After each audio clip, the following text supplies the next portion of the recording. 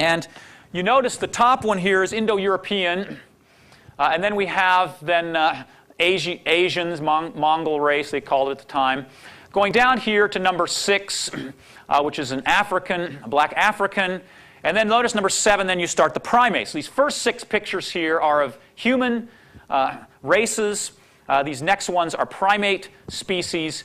And the caption to this particular illustration claimed that the distance between the highest human, that's number 1 here, and the lowest human, number 6 here, is higher, or bigger rather, than the distinction or difference between the lowest human and the highest primate. And notice how similar those are in facial features and such. The idea is here, these are real close, and these are further apart. You have actually 6 steps to get to here, and then just 1 step to the primate there. And he actually wrote that in the caption. In fact, Haeckel at one point claimed that the difference mentally between the lowest human and the highest human was greater than the distance between the lowest human and even a dog or an elephant. He also divided, Haeckel also divided the races, the human races, into 12 species. Not only that, but he divided those 12 species into 4 distinct genera.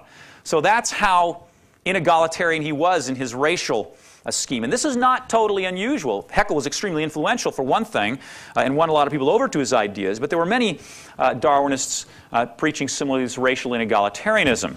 And here's an illustration to show that this hit the popular front as well. Here's a popular magazine in Germany with some German, this is during World War I, 1916. Here's some German soldiers, and they have captured a black African troop. The French used black Africans on the Western Front, and so here they've captured a black African troop, and they says, "Man, you're bringing him to Hagenbeck, aren't you?" Hagenbeck was very famous in Germany for his zoo collections that he made in many parts of Germany. He said, "Man, you're bringing him to Hagenbeck, aren't you? He can't catch better gorillas in Africa than we can on the Western Front."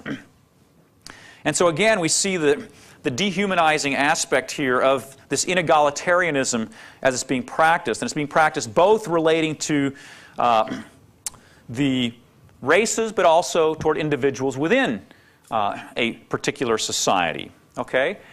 Second point, in addition to human inequality, we have moral relativism undermining human rights. And this is a prominent theme in many Darwinian thinkers in the late 19th and early 20th centuries.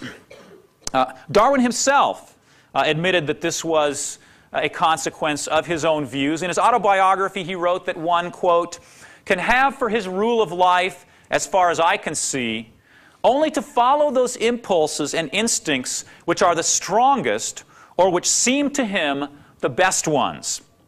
Now, to be sure, Darwin, with his Victorian optimism, believed that the best and strongest instincts would be social instincts, as he called them, which would lead to the golden rule. He thought that morality was built into the human species, biologically, instinctually, and so he had optimism that this would lead to altruistic kind of behavior. But what if it didn't?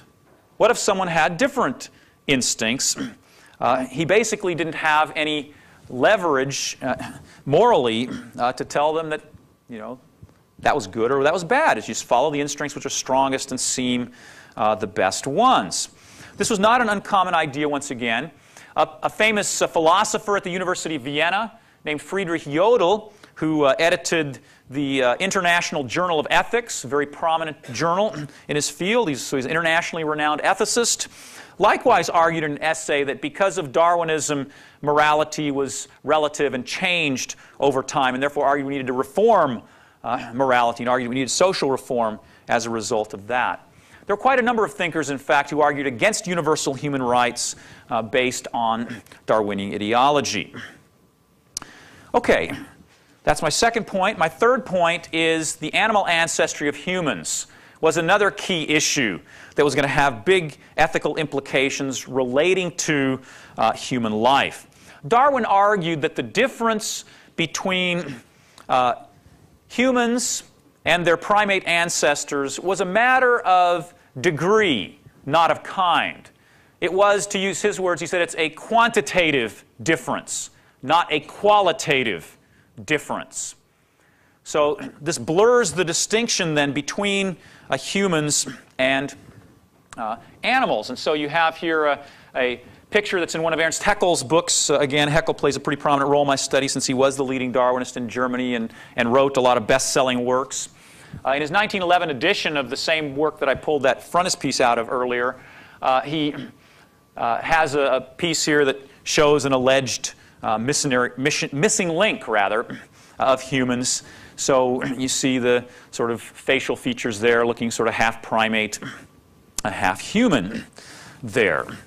This kind of thinking, by the way, has led today to ideas of charges by animal rights activists of speciesism and such, because there's no clear line between species for Darwin, and that includes humans and their closest animal ancestors. Associated with some of these ideas, an idea that might not strike you at first until you think about it more, would be the denial of body-soul dualism. Darwin himself was trying to bridge the gap between animals and humanity. And in doing that, Darwin wanted to explain all human faculties as the product of purely natural processes. And the things that had been traditionally explained in his day as being part of the human soul or the human spirit, such as morality, which again it plays a big role in my work, but also religion and other kinds of functions, aesthetics. These things, Darwin wanted to explain them all as product of natural processes. And many other Darwinists agreed. In fact, one of the most striking cases I found of this was Auguste Forel, who was a world-renowned psychiatrist at the University of Zurich in Switzerland, who, as a young man, read Darwin's Origin of Species and immediately became convinced. In fact, he describes this in his autobiography in the terms of almost religious conversion experience, that suddenly the lights went on and he understood that there was no such thing as a human soul, and because of Darwin's theory. And he went out after that and studied ants and ant social behavior and such, and then eventually became a psychiatrist, a leading psychiatrist in the world, and became one of the leading figures in the eugenics movement, winning over some of the main German eugenicists. There were also many others in the Darwinian camp who were struggling against the idea of body-soul dualism. Ernst Haeckel, whom I've mentioned a number of times already, in 1906 founded an organization called the Monist League. And he called his philosophy monism. And what that was meant to do was be a direct contradiction to dualism. And he fought against any kinds of dualism, Judeo-Christian most prominently, since that was the most prominent worldview around in his day, but also against Kantian dualism, any kind of dualism he was opposed to. And he believed that his Darwinian outlook had destroyed the notion that there could be any kind of human soul separate from the body. Okay, fifth point.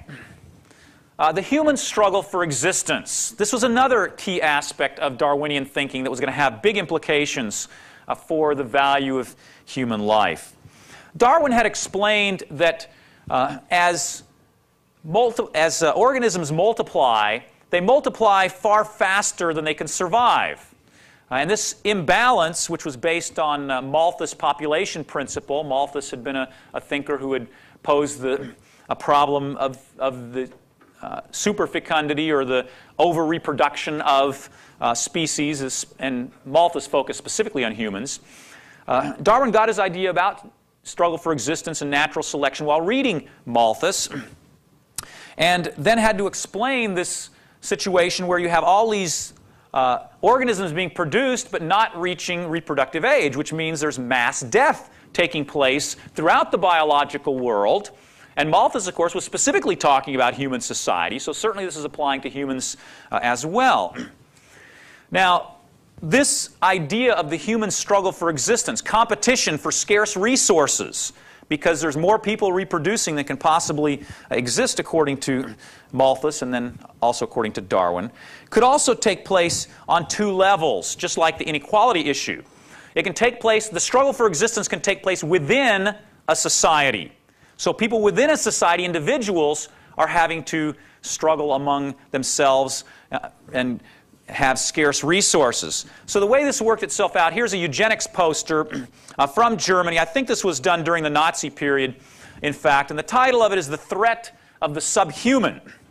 And there on the top you have this is a male criminal, it says. And the male criminal has 4.9 children. And then here you have a criminal marriage, it says, 4.4 children.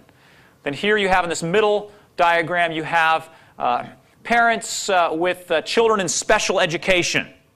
Okay? And they have 3.5 children with them.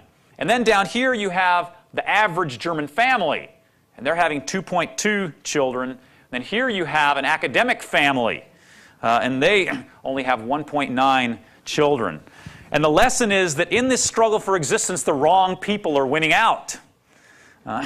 It's the criminals and the mentally, quote, substandard are the ones who are winning out in the struggle for existence. So we need to rectify this situation. And the eugenics was the way to try to rectify this situation for many of these Darwinian thinkers. Okay, here's another one. It's not just Germany that this is going on. Here's one from the United States. This is a display that was put in many fairs throughout the United States. The American Eugenics Society had booths at county and state fairs throughout the United States in the early 20th century where they pushed for their ideas relating to population. And you see here on the left, it says some people are born to be a burden on the rest. And then here below it says America needs, and then it says less of these, and it has here on the left a light blinking. It says that light blinks every 48 seconds on the left, and it says every 48 seconds a person is born in the United States who will never grow up mentally beyond that stage of a normal 8-year-old boy or girl. Okay? So we need less of those. And then on the right side it says America needs more of these. And here you have a light flashing. It says this light flashes every 7.5 minutes.